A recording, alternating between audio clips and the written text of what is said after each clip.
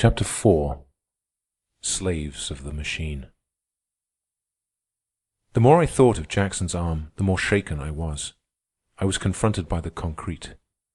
For the first time I was seeing life. My university life and study and culture had not been real.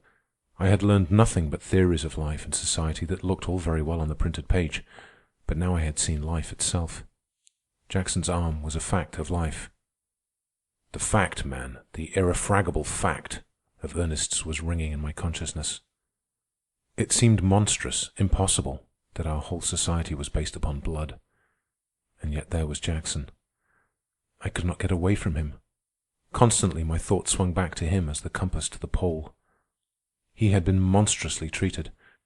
His blood had not been paid for in order that a larger dividend might be paid. And I knew a score of happy, complacent families that had received those dividends, and by that much had profited by Jackson's blood. If one man could be so monstrously treated and society move on its way unheeding, might not many men be so monstrously treated? I remembered Ernest's women of Chicago who toiled for 90 cents a week, and the child slaves of the southern cotton mills he had described.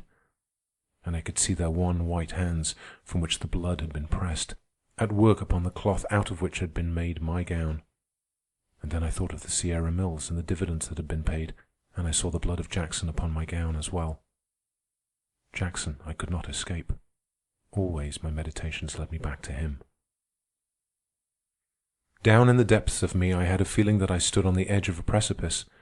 It was as though I were about to see a new and awful revelation of life. And not I alone. My whole world was turning over. There was my father. I could see the effect Ernest was beginning to have on him. And then there was the bishop. When I had last seen him, he had looked a sick man. He was at high nervous tension, and in his eyes there was unspeakable horror. From the little I learned, I knew that Ernest had been keeping his promise of taking him through hell. But what scenes of hell the bishop's eyes had seen I knew not, for he seemed too stunned to speak about them. Once, the feeling strong upon me that my little world and all the world was turning over, I thought of Ernest as the cause of it. And also I thought, we were so happy and peaceful before he came. And the next moment I was aware that the thought was a treason against truth, and Ernest rose before me transfigured, the apostle of truth, with shining brows and the fearlessness of one of God's own angels, battling for the truth and the right, and battling for the succor of the poor and lonely and oppressed. And then there arose before me another figure, the Christ. He, too, had taken the part of the lowly and oppressed, and against all the established power of priest and Pharisee. And I remembered his end upon the cross, and my heart contracted with a pang as I thought of Ernest. Was he, too, destined for a cross? He with his clarion call and war-noted voice, and all the fine man's vigor of him. And in that moment, I knew that I loved him, and that I was melting with desire to comfort him. I thought of his life, a sordid, harsh, and meager life it must have been. And I thought of his father, who had lied and stolen for him and been worked to death. And he himself had gone into the mills when he was 10.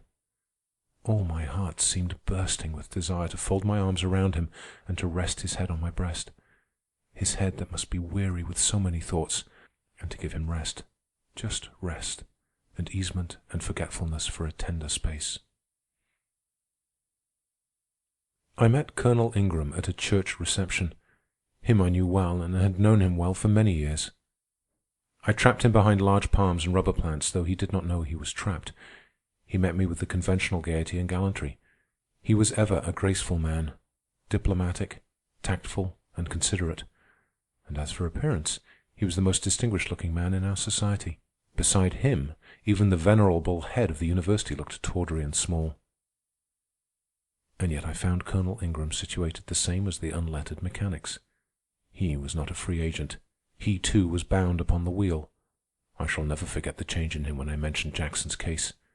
His smiling good nature vanished like a ghost. A sudden, frightful expression distorted his well-bred face. I felt the same alarm that I had felt when James Smith broke out. But Colonel Ingram did not curse. That was the slight difference that was left between the working man and him.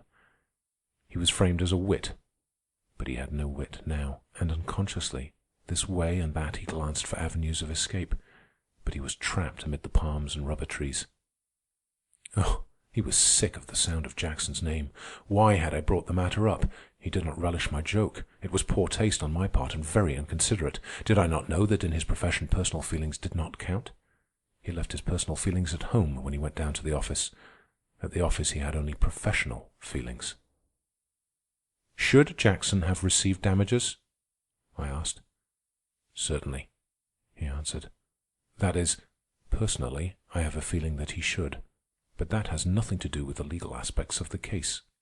He was getting his scattered wits slightly in hand. Tell me, has right anything to do with the law? I asked.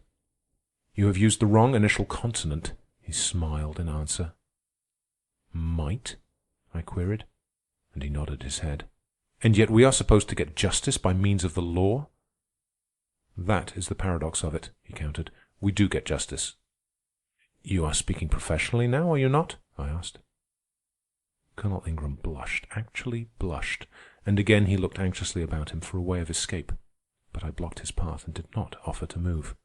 Tell me, I said, when one surrenders his personal feelings to his professional feelings, may not the action be defined as a sort of spiritual mayhem? I did not get an answer. Colonel Ingram had ingloriously bolted, overturning a palm in his flight. Next, I tried the newspapers. I wrote a quiet, restrained, dispassionate account of Jackson's case.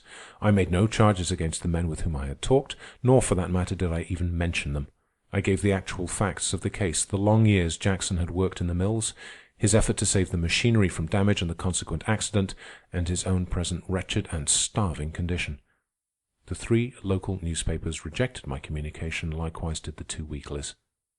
I got hold of Percy Layton. He was a graduate of the university, had gone in for journalism, and was then serving his apprenticeship as reporter on the most influential of the 3 newspapers. He smiled when I asked him the reason the newspapers suppressed all mention of Jackson or his case. Editorial policy, he said. We have nothing to do with that. It's up to the editors. But why is it policy? I asked. We're all solid with the corporations. If you paid advertising rates, you couldn't get any such matter into the papers. A man who tried to smuggle it in would lose his job. You couldn't get it in if you paid 10 times the regular advertising rates. How about your own policy? I questioned. It would seem your function is to twist truth at the command of your employers, who, in turn, obey the behests of the corporations. I haven't anything to do with that. He looked uncomfortable for the moment and then brightened as he saw his way out. I, myself, do not write untruthful things. I keep square all right with my own conscience. Of course, there's lots that's repugnant in the course of the day's work, but then you see that's all part of the day's work. He wound up boyishly. Yet you expect to sit at an editor's desk some day and conduct a policy? I'll be case-hardened by that time, was his reply. Since you are not yet case-hardened, tell me what you think right now about the general editorial policy. I don't think, he answered quickly. One can't kick over the ropes if he's going to succeed in journalism. I've learned that much at any rate. And he nodded his young head sagely. But the right? I persisted. Oh, you don't understand the game. Of course it's all right, because it comes out all right, don't you see? Delightfully vague, I murmured. But my heart was aching for the youth of him. I felt that I must either scream or burst into tears. I was beginning to see through the appearances of the society in which I had always lived, and to find the frightful realities that were beneath. There seemed a tacit conspiracy against Jackson, and I was aware of a thrill of sympathy for the whining lawyer who had ingloriously fought his case. But this tacit conspiracy grew large. Not alone was it aimed against Jackson. It was aimed against every working man who was maimed in the mills. And if against every man in the mills, why not against every man in all the other factories and mills? In fact, was it not true of all the industries? And if this was so, then society was a lie. I shrank back from my own conclusions. It was too terrible and awful to be true. But there was Jackson, and Jackson's arm, and the blood that stained my gown and dripped from my own roof beams. And there were many Jacksons, hundreds of them in the mills alone, as Jackson himself had said. Jackson I could not escape. I saw Mr. Wickson and Mr. Pertonwaithe, the 2 men who held most of the stock in the Sierra Mills. But I could not shake them as I had shaken the mechanics in their employ. I discovered that they had an ethic superior to that of the rest of society. It was what I may call the aristocratic ethic, or the master ethic. Note: Before Avis Everhard was born, John Stuart Mill, in his essay On Liberty, wrote, "Wherever there is an ascendant class, a large portion of the morality emanates from its class interests and its class feelings of superiority." They talked in large ways of policy, and they identified policy and right, and to me they talked in fatherly ways, patronizing my youth and inexperience. They were the most hopeless of all I had encountered in my quest. They believed absolutely that their conduct was right. There was no question about it, no discussion. They were convinced that they were the saviors of society, and that it was they who had made happiness for the many, and they drew pathetic pictures of what would be the sufferings of the working class were it not for the employment that they and they alone, by their wisdom, provided for it. Fresh from these two masters, I met Ernest and related my experience.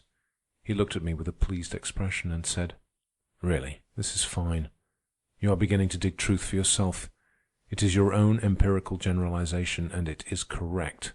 No man in the industrial machine is a free will agent except the large capitalist, and he isn't, if you'll pardon the Irishism." Note: verbal contradictions, called bulls, were long an amiable weakness of the ancient Irish. You see, the masters are quite sure that they are right in what they are doing. That is the crowning absurdity of the whole situation. They are so tied by their human nature that they can't do a thing unless they think it is right. They must have a sanction for their acts. When they want to do a thing, in business, of course, they must wait till there arises in their brains somehow a religious or ethical or scientific or philosophic concept that the thing is right.